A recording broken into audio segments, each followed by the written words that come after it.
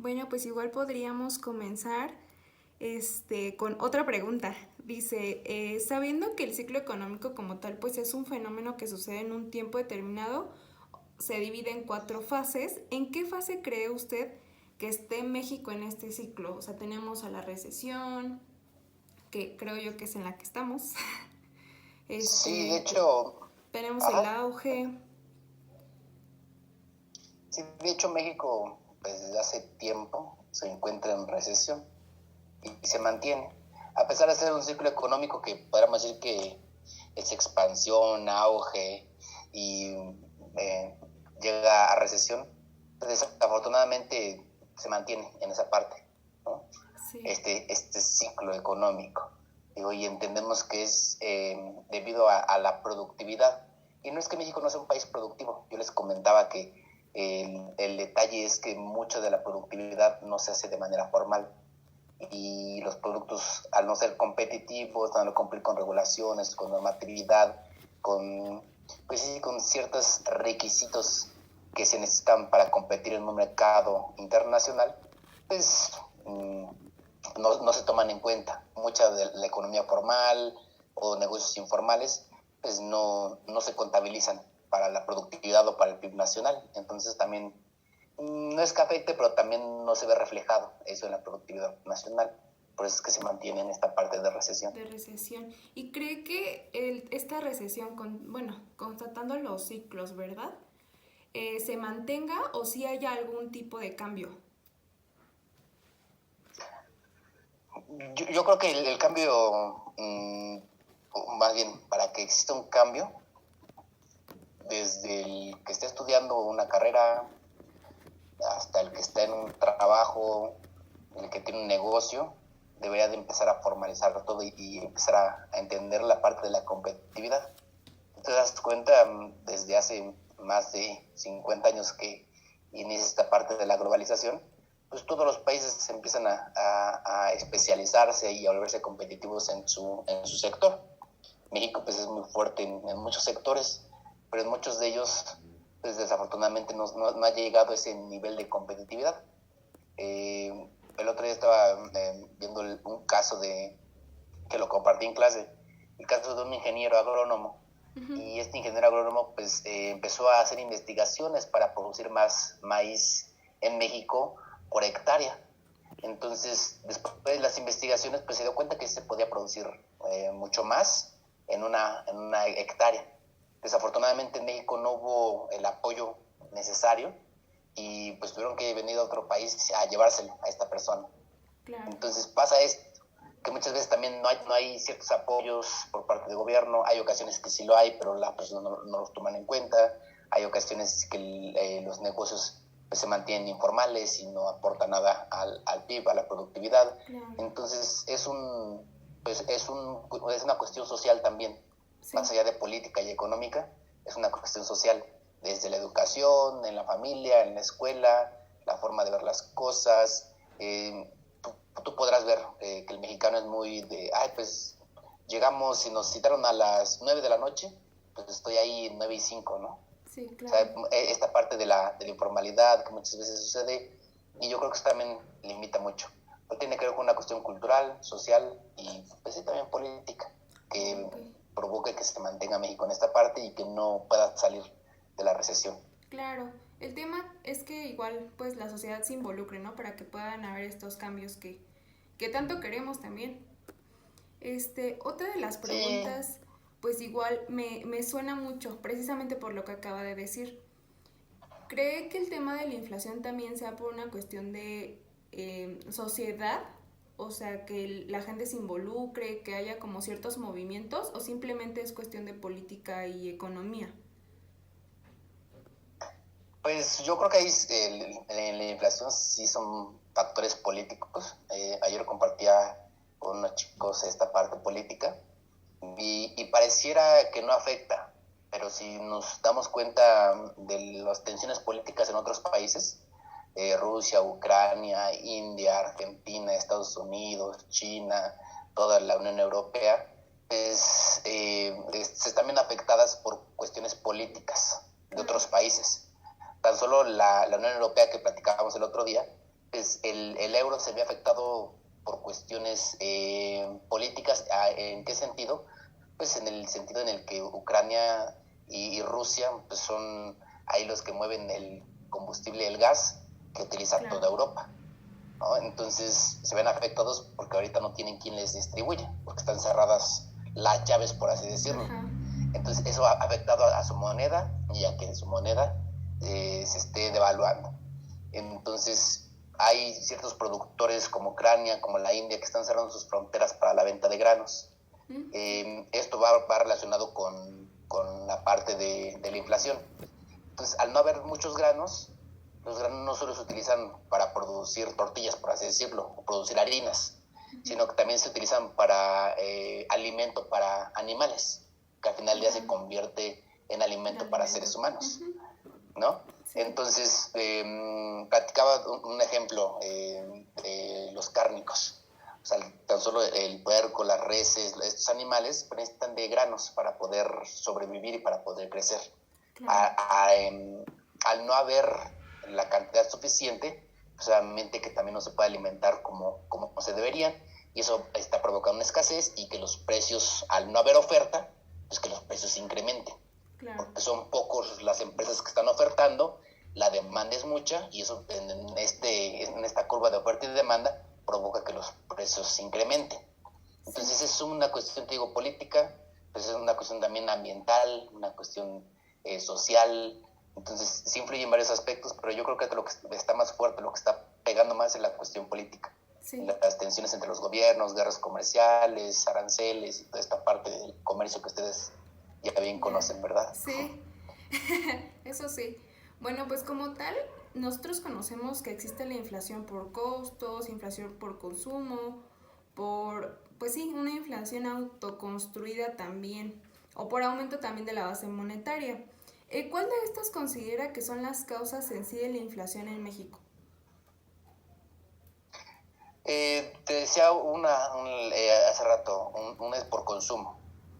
Hay ciertos productos, y les ponía el ejemplo otro día. Todos se van a casa por la pandemia. Muchas empresas deciden limitar su producción, muchas decidieron cerrar porque no les era rentable. Entonces, para muchas empresas que bajaron su producción, pues se mantuvieron vendiendo poquito, vendiendo poco, corrieron a personal, pero al final del día los directivos y los dueños del negocio pues seguían ganando. A lo mejor no lo mismo, pero seguían teniendo una ganancia, porque despidieron personas, bajaron la productividad y pues les permitió mantenerse a flote, ¿no? Hubo muchas que cerraron, pero se vuelve a reactivar las clases, se vuelve a reactivar el ir a las empresas, pues obviamente que es una inflación por consumo, porque no, empezamos a consumir que otra vez necesitamos zapatos, que un pantalón nuevo, que un saquito para la escuela, o una chamarra, o ropa, comida, transporte, combustible, y eso obviamente que muchas empresas todavía no estaban listas para la reactivación, o de cierta manera no tuvieron todo lo necesario para volver a vender como vendían antes. Claro. Porque tuvieron que despedir a personal y volver a recontratar, volver a adquirir materias primas. Muchos obviamente traen materias primas de otros países y el costo de los contenedores se incrementó. Entonces, toda esta parte, toda esta inflación por consumo se vio en México por la reactivación económica que hubo de regresar a las escuelas y los trabajos, y que las empresas no tuvieran la oferta suficiente de los productos. Y esa podría ser una de las que está pasando aquí en México. Okay. ¿Sí? Muy bueno. El Banco de México, dentro de sus objetivos de inflación, su objetivo es, si mal no recuerdo, del 3.5, el objetivo del Banco de México. Y ese es un tipo de inflación que es autorregulada, por así decirlo. O sea, que el Banco de México intenta regular la inflación, que ande por esos... al principio de año, si mal no recuerdo, andaba por el 7 y llegó a subir más. Pero el objetivo del Banco de México es empezar a regularla, que se mantenga en el 3.5. No la puedo lograr por lo que te digo, que también es complicado la parte productiva y el consumo, pero también en México se establece de esa manera. Claro. Bueno, pues le agradezco mucho.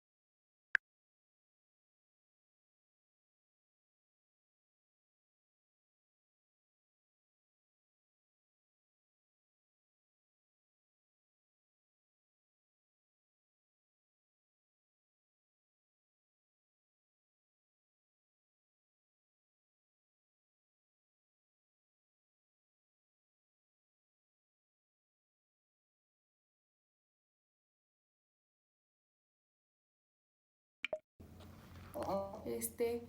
Bueno, profesor, ¿y usted nos podría explicar qué es la cuota compensatoria y darnos un ejemplo de ella?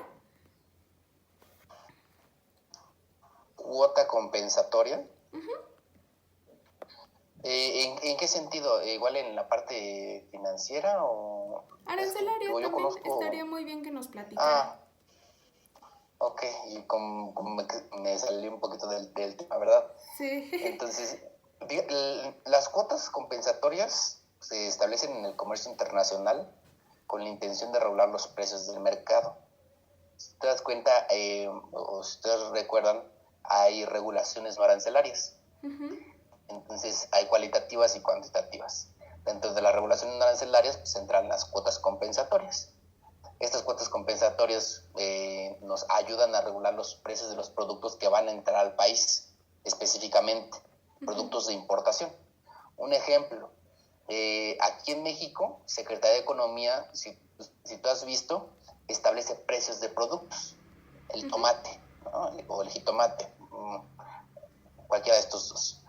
La Secretaría de Economía establece precios de los productos de canasta básica y ciertos productos establece precio. Entonces establece un margen de precios alrededor del país, zona norte, zona sur, zona centro, y establece 15 pesos el kilo, a lo mejor, no sé, ahorita comande.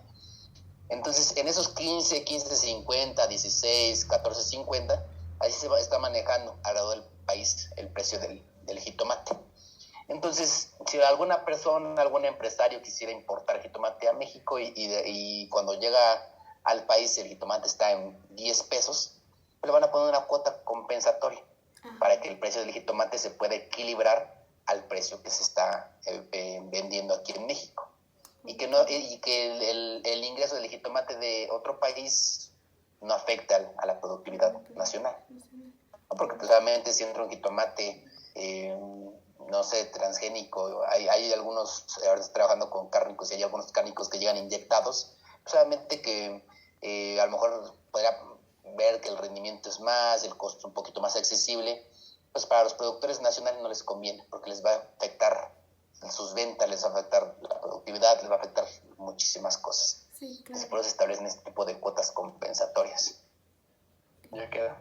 Ya queda. Sí, Pues sí, le porque si agradecemos no, mucho, profesor, habernos dado la entrevista. Esperamos algún día poder ser tan grande como usted y tener tantísimo conocimiento como usted, honestamente. Pues muchas gracias por su tiempo. no, de que la verdad es que si en algo puedo ayudar mientras esté dando clases y si no, también. Digo, en la parte empresarial, en algo que les pueda ayudar. La verdad es que no considero que tenga mucho conocimiento, siento que me falta muchísimo, pero en lo que pueda, aquí estamos para ayudarles. Sí, profesor, pues me despido de usted y le agradezco nuevamente por darnos la entrevista. Sí, que tengas una excelente noche.